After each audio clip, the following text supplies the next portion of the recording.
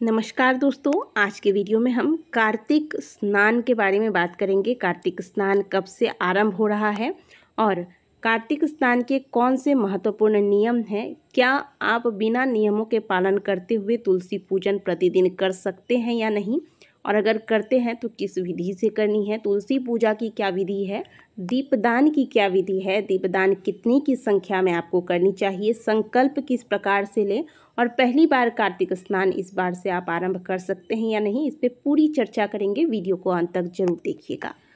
कार्तिक मास को भगवान विष्णु का सबसे प्रिय महीना माना जाता है। कार्तिक माह को देव पक्ष के नाम से भी जाना जाता है।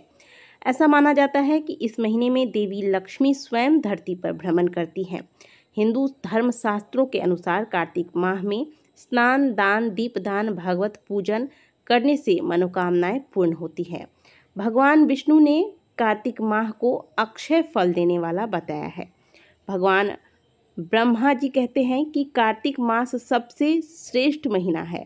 इस पवित्र माह में भगवान विष्णु के अलावा तुलसी पूजा का खास महत्व है। पद्म पुराण के अनुसार यदि हम जैसे सामान्य जन कार्तिक मास के नियमों का पालन करते हुए प्रतिदिन कार्तिक स्नान के साथ तुलसी पूजन तथा भगवान विष्णु की आराधना करते हैं तो ऐसे मनुष्यों को इस लोक में तो सभी प्रकार के सुखों की प्राप्ति होती ही है, साथ ही अंत काल में मोक्ष की प्राप्ति होती है। साल 2024 में कार्तिक स्नान 17 अक्टूबर से ही किया जाएगा, क्योंकि इस दिन अश्विन मास की पूर्णिमा तिथि है और पूर्णिमा तिथि पर स्नान दान का विशेष महत्व है। तो आप स्नान दान इसी दिन से आरंभ कर सकते हैं। कार्तिक मास में जो सबसे शुभ और सबसे उत्तम दान माना गया है वो है दीपदान।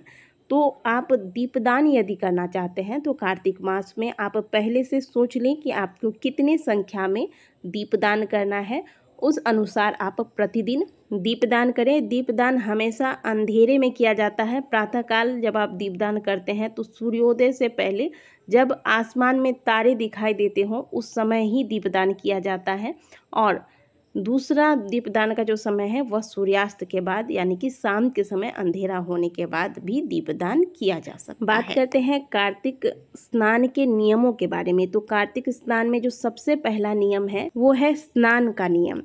कार्तिक स्नान के दौरान आप प्रतिदिन ब्रह्म मुहूर्त में उठकर तारों की छांव में स्नान करने का विधान है, और यह स्नान गंगा जी में या फिर अन्य पवित्र नदियों में जाके किया जाता है। लेकिन यह हर किसी के द्वारा तो संभव नहीं है कि हर कोई जाके गंगा जी में डुबकी लगाए, और हर किसी के घर के आसपास नदी भी नहीं है, और इतने प्रातःकाल आप जाकर डुबकी भी नहीं लगा सकते। तब ऐसे में आपको क्या करना है, प्रतिदिन ब्रह्म मुहूर्त में जाग जाइए और हो सके तो 4 बजे ठीक आपको स्नान कर लेना है। ठीक है, तो आप 3:30 बजे उठ जाइए। अगर थोड़ा लेट भी होता है तो आप 4 बजे उठकर स्नान के जल में गंगा जल डालकर हर हर गंगे बोलते हुए स्नान करेंगे।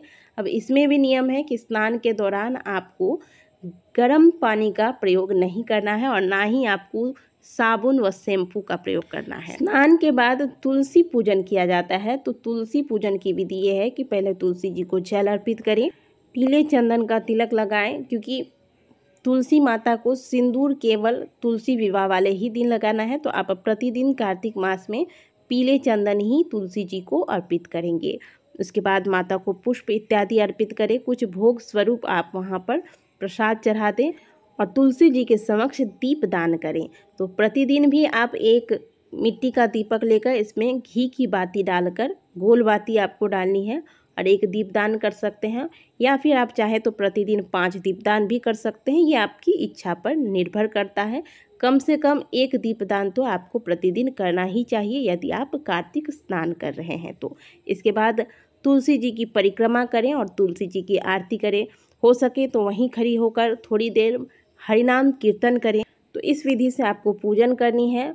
और तुलसी जी को जल देने के बाद अब ये सवाल आता है कि इतने सुबह जब हम उठेंगे तो सूर्य देव को जल हम कैसे देंगे, क्योंकि उस समय तो सूर्य देव उदित ही नहीं होते हैं। तो बिल्कुल आप उस समय सूर्य देव का ध्यान करके पूर्व दिशा की ओर खड़े होकर सूर्य देव को जल अर्पित कर सकते हैं। पहले के समय में जो हमारे ऋषि मुनि होते थे वो हमेशा ब्रह्म मुहूर्त में ही उठ के स्नान ध्यान करते थे, और सबसे पहले हमारे ऋषि मुनि सूर्य देव की आराधना करते थे, उन्हें अर्घ्य देते थे। तो आप बिल्कुल उस समय ब्रह्म मुहूर्त में सूर्यदेव का ध्यान करके पूर्व दिशा की ओर मुँह करके खड़े हो जाएं और जल अर्पित करें। इसके बाद आप अपने घर में आपने लड्डू गोपाल जी रखा है या फिर आप राधे कृष्ण की या फिर भगवान विष्णु की पूजा करते हैं, जिस भी रूप में भगवान विष्णु की आराधना करते हैं उनकी विधि पूर्वक पूजा करें। कार्तिक महात्म्य के कथा को श्रवण करें, हरिनाम कीर्तन करें, ओम नमो भगवते वासुदेवाय मंत्र का जाप करें। अब बात करते हैं कार्तिक मास में खान पान के क्या नियम रखने हैं आपको। चाहे आप कार्तिक का व्रत रखते हैं या नहीं रखते हैं, लेकिन आपको इन चीज़ों का सेवन कार्तिक मास में बिल्कुल भी नहीं करना है, जैसे कि मसूर की दाल, बैगन, मूली और फूल गोभी।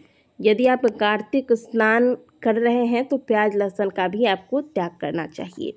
कार्तिक स्नान करने वालों को भूमि शयन करना चाहिए, और यदि आप भूमि शयन नहीं कर सकते हैं तो जो आप जिस बिस्तर पर सोते हैं इस पे से आप गद्दा हटा दीजिए और पतली सी इसमें आप नई चादर रख के फिर आप इस पर शयन करिए। कार्तिक मास में शरीर में आपको तेल नहीं लगाना चाहिए। कार्तिक मास में आपको ब्रह्मचर्य का पालन करना चाहिए।